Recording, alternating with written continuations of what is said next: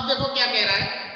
अपन ने इससे पहले पढ़ा कि किस प्रकार से कवि है वो अपनी आत्म स्वीकृति देता है, स्वीकार करता है कि उसने किस परिस्थितियों के अंदर उठ करके खड़ा हुआ। अब आगे वो कह रहा है कि पेज नंबर 32, सचमुच मुझे दंड दो कि हो जाऊं, सचमुच मुझे दंड दो कि हो जाऊं, पाताली अंधेरे की गुहाओं में, विवरों में, धुएं के बादलों में, बिल्कुल मैं लापता, लापता कि वहां भी हो तुम्हारा ही सहारा है। इसलिए कि जो कुछ भी मेरा है या मेरा जो होता सा लगता है, होता सा संभव है, वही सभी वह तुम्हारे ही कारण के कार्यों का घेरा है, कार्यों का वैभव है।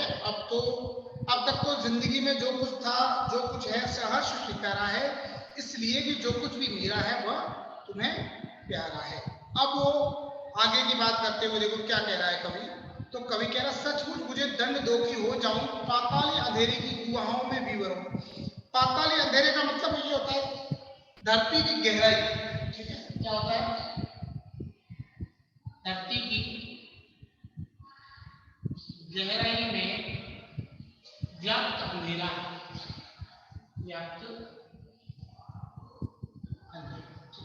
अब वो कह रहे हैं धरती की जो गहराई है उसके अंदर जो व्याप्त अंधेरा या धुंध है, ऐसी धुंध के अंदर क्योंकि उसमें कुछ भी दिखता नहीं, तो ऐसी धुंध के अंदर गुहा, गुहा का मतलब होता है गुफा। गुफाएं जानते हैं, गुफाएं है, कई कई जगह गुफाएं बनी हुई होती है, मतलब पहाड़ों के अंदर। आपने अजंता एलोरा की गुफाओं का नाम सुना होगा, जाके देख के आना एक बार जिंदगी में मौका मिले तो। ठीक है, वीवर, वीवर कहते हैं बिल, चूहे वगैरह रहते हैं बिल में, वीवर, वीवर का मतलब होता है बिल। वो कह रहा है या तो मैं धरती की गहराई के अंदर खो जाऊं या ऐसी गुफाओं के अंदर घुस जाऊं जिसमें सिर्फ अंधेरा ही अंधेरा, या फिर मैं क्या किसी बिल के अंदर घुस जाऊं जिसके अंदर सिर्फ और सिर्फ क्या हो, अंधेरा हो, ताकि मुझे पता चले कि ऐसा मुझे दंड दो। क्यों? क्योंकि मैं इतना वो क्या तुम पर आश्रित हो गया हूं कि मैं अपने आप में कुछ भी कर नहीं पा रहा हूं। तो सचमुच मुझे दंड दो कि हो जाऊं पाताली अंधेरे की गुहाओं में, विवरों में, धुएं के बादलों में। और जो धुंध छाती है ना, आपने देखा होगा सर्दियों के अंदर जब बादल एकदम धुंध का कुछ भी नहीं दिखता है, तो ऐसी जो धुंध होती है उसके अंदर मैं क्या हो जाऊं, लापता। लापता का मतलब होता है गायब हो जाऊं, यानी मैं उसके अंदर क्या हो जाऊं, गायब हो जाऊं, ताकि पूरी तरह से मैं उसके अंदर खो जाऊं। कारण, यानी इसका कारण क्या है? धुएं के बिल्कुल मैं लापता, लापता कि वहां से भी तुम्हारा ही साथ। मगर अगर मैं ऐसी जगह पे क्या गायब हो गया तो भी उसका कारण है, वो क्या है? तुम्हारा ही सहारा है। यानी कवि ये कह रहा है अपनी प्रेमिका या फिर अपनी माँ से ये याचना कर रहा है, या अपनी सबसे प्यारी जो उसकी लिए स्त्री है उससे वो याचना कर रहा है कि वो मैं तेरे स्नेह से दूर जाना चाहता हूँ। क्यों दूर जाना चाहता है? वो कहता मुझे सजा दो, अगर मैं तुम्हारे पास रहा तो तुम्हारे इस प्रेम के घेरे के अंदर मुझे दुख दर्द के बारे में कुछ पता ही नहीं चलता है। यानी वो मान रहा है, वो ये बात मान रहा है कि या तो जो भी मार रही हो, ठीक है, या तो मार रही हो या जो पत्नी रही, यानी इसके नाम प्रिया, या तो मार रही हो या क्या रही हो, पत्नी रही हो। तो इन्होंने उसको इतना स्नेह दिया है, इतना स्नेह दिया है कि इसके कारण वो वास्तविक स्थिति दुख दर्द से बिल्कुल भी क्या है, दूर भागा हो। उसको उसके बारे में तनिक भी पता नहीं है कि जिंदगी के अंदर दुख दर्द भी होते हैं। ठीक है, तो कह रहा धुएं के बादलों में बिल्कुल मैं लापता, लापता कि वहां पे तुम्हारा ही सहारा है। इसलिए वो कह रहा है कि मैं ऐसे ऐसे मतलब प्रियतमा, या हो सकता मुझे ऐसा दंड दो कि मतलब मैं ऐसी जगह हूं जहां तुम नहीं हो, या मेरी माँ नहीं हो, या मेरी प्रियतमा है वो नहीं हो, ऐसी जगहों का मतलब, ताकि मुझे पता चले कि मेरा अस्तित्व क्या है, मैं खुद क्या हूं। वो स्वीकार करने के लिए ऐसी जगहों में, तो गुफाओं के अंदर, बिल में, या ऐसी गहन जगहों में, या बादल के उस धुंध के अंदर वो क्या है, होना चाहता है। फिर भी वो कह रहा है ऐसी जगह भी मैं चला जाऊंगा, ऐसी जगह भी अगर मैं चला जाऊंगा तो एक ही सहारा मेरा होगा, वो कौन हो? तुम, यानी जो उसकी प्रिया है या पत्नी है। ऐसी जगह में ही तुम्हारा ही सहारा है कि लापता वहां भी हो तो तुम्हारा ही सहारा, यानी वहां पर भी तुम सहारा बनने वाले। इसका मतलब आप समझ सकते हो कि मां से या पत्नी से इसका जो प्रेम है, प्रेम है वो कितना घनिष्ठ है, प्रेम है कितना गहरा है, ये अपन अंदाजा लगा सकते हैं कि उसके प्रेम की जो गहराई है वो कितनी है, किस प्रकार से इसका जो प्रेम है वो वहां तक गहरा हो रहा है। सभी वक्त तुम्हारे ही कारण के कार्यों का घेरा है, कार्यों का वैभव है। अब वैभव का मतलब क्या होता है? वैभव का मतलब होता है समृद्धि, यानी सब कुछ जिसमें मिला हो, समृद्धि।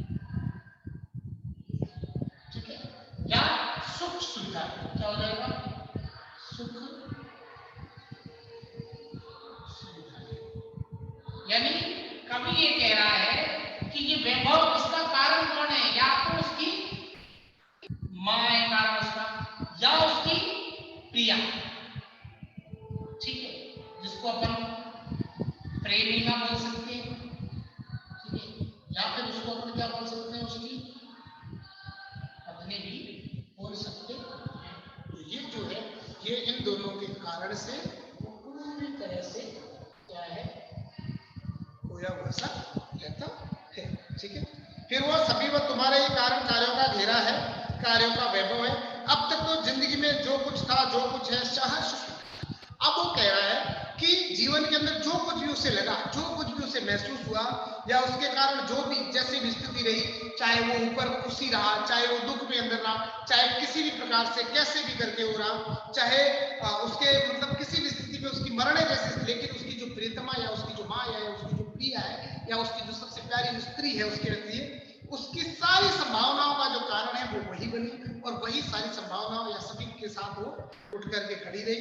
और कवि का हर्ष, विषाद, उन्नति, अवनति, या मतलब खुशी रहना, दुखी रहना, ऊपर उठना, नीचे गिरना, हर स्थिति के अंदर सुख दुख सफलता, हर स्थिति के अंदर वो करा मैंने स्वीकार किया, और उस स्वीकार करने का जो कारण है, उस स्वीकारोक्ति का जो कारण है वो कौन है, वो मेरी वो प्रिया है, या मेरी वो सबसे प्यारी स्त्री, या जिसके लिए मैं मां शब्द प्रयोग कर सकता हूँ, या जिसने मेरे पग पग पे साथ दिया उस स्त्री के लिए प्रयोग कर सकता हूँ, या फिर वो जो मेरी पत्नी हर समय जिसने मुझे अपने प्रेम के बंधन के अंदर क्या करके रखा है, जकड़ के रखा है, बांध के रखा है, वही सब कुछ है, और वही मेरे लिए सब कुछ क्या है कर रही है। इसीलिए वो कवि कह रहा है कि उसने ये माना है कि पूरे जीवन में उससे जो उसकी जो जुड़ी हुई है पूरी की पूरी का जो जीवन की डोर है वो उसी से है, और उसके बिना वो कोई नहीं है। यानी कुल मिलाकर के और कवि ये कहना चाहता है कि उसका जो व्यक्तित्व निर्माण हुआ है, क्या व्यक्तित्व निर्माण, उसके अंदर किसका योगदान है, उसकी या तो मां का है या फिर उसकी प्रिया, इन दोनों का उसके अंदर योगदान, या तो उसकी मां का योगदान है या फिर उसकी प्रिया का योगदान है। क्यों योगदान है, क्यों, क्योंकि इन दोनों ने अपने प्रेम के घेरे से, प्रेम के घेरे से उसे क्या कर रखा है, बांध रखा है, ठीक, प्रेम के घेरे से उसे क्या कर रखा है, बांध रखा है।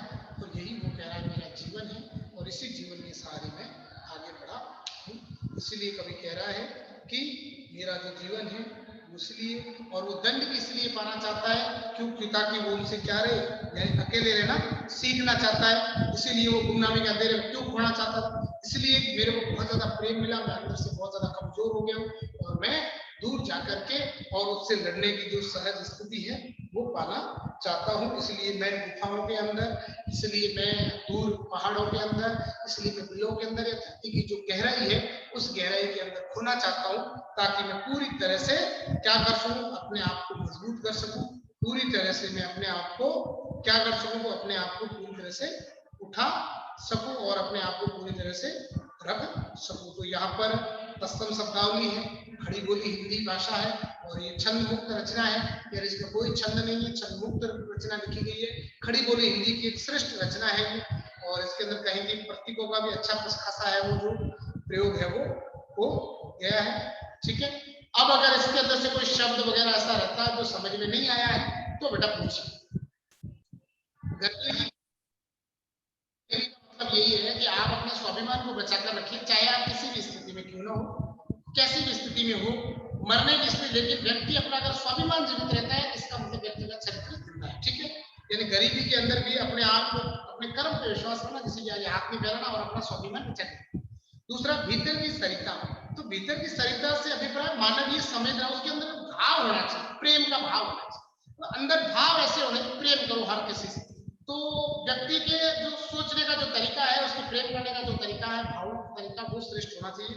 दूसरे के प्रति अपने मन में दुख को समझने की भावना होनी चाहिए, अपने अंदर संवेदनहीनता नहीं होनी चाहिए, अपने अंदर संवेदनशीलता होनी चाहिए, हम दूसरे के दुख दर्द को समझने का सामर्थ्य रखें, ऐसा विचार हमारे अंदर होना चाहिए। फिर बहलाती सहलाती आंख में था, इसके अंदर तो वही है कि मतलब कवि कहता है कि सबके प्रति सहानुभूति, यानी सबके प्रति सहानुभूति हो, स्वार्थी नहीं बनना। वो कह रहा है अपने को जो प्रेम कर रहा है उसके प्रत्युत्तर हमें भी उसमें कुछ दे, यानी वो कह रहा है कि मेरे मन के अंदर ममता के बादल आ रहे हैं, ये आ रहा वो आ रहा, प्रेम वगैरह सब कुछ आ रहा है, लेकिन इनके कारण मैंने सर्व हरावर के मतलब यहाँ दूसरा कारण किससे, उन लोगों से। वो कह रहा है कि कुछ लोगों की वजह से आप बिल्कुल भी क्या बना देंगे, एक नपुंसकता आ गई, वो नहीं होनी चाहिए। तो यहाँ एक अर्थ वो भी है कि समाज के अंदर लोग सारी सुविधा देकर के आपको क्या बना देंगे, कमजोर बना देंगे। ठीक है, सपोज दैट मैं आपको एक उदाहरण देता हूँ। जैसे सरकार ने क्या किया, सरकार ने ये कहा कि आप फर्स्ट से लेकर के 8 तक फेल नहीं कर सकते किसी को। ठीक है, अब जिसको पता है कि मैं 8 तक फेल नहीं होऊंगा, चाहे स्कूल जाऊं नहीं जाऊं, सरकार मेरे को पास करेगी, तो बेवकूफ है वो, पढ़ेगा नहीं पढ़ेगा। ठीक है, जब पढ़ेगा नहीं और जैसे ही वो 10th में आया बोर्ड लगा दिया, अब यहाँ जो भी पढ़ रहा है उसको फेल कर दिया।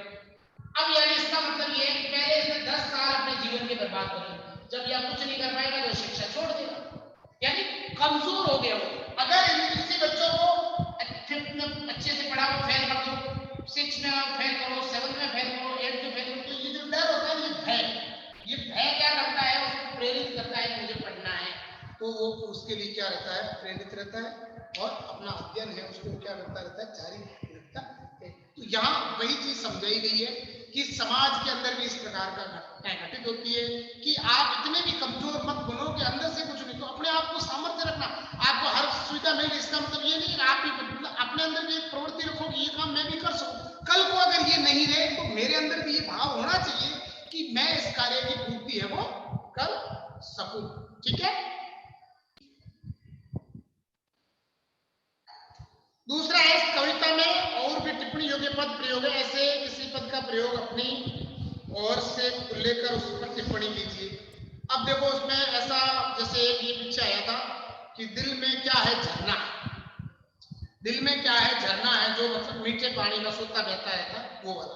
तो अब देखो झरने का मतलब क्या है, यानी जैसे पहाड़ियों के बीच में से इकट्ठा होकर के पानी का बहना गिरना, तो यानी यहाँ पर वो कह रहा है कि सबके प्रति प्रेम रखो, जैसे झरना बिना किसी भेदभाव के सबके लिए देता है, वो लेता नहीं, तो मानवता के लिए भी ये होना चाहिए कि बांटने की प्रवृत्ति होनी चाहिए, आपके अंदर प्रेम बटे, आपके अंदर जो सहजता है वो बटे, लगातार जितनी भी है वो बढ़ती रहे। तो ये एक बहुत बड़ी स्थिति है, भावनाएं व्यक्त करता है कि अति घुमड़ घुमड़ करके आती है, और हमेशा प्रेम है वो बांटना चाहिए जो कभी भी खत्म नहीं होता है।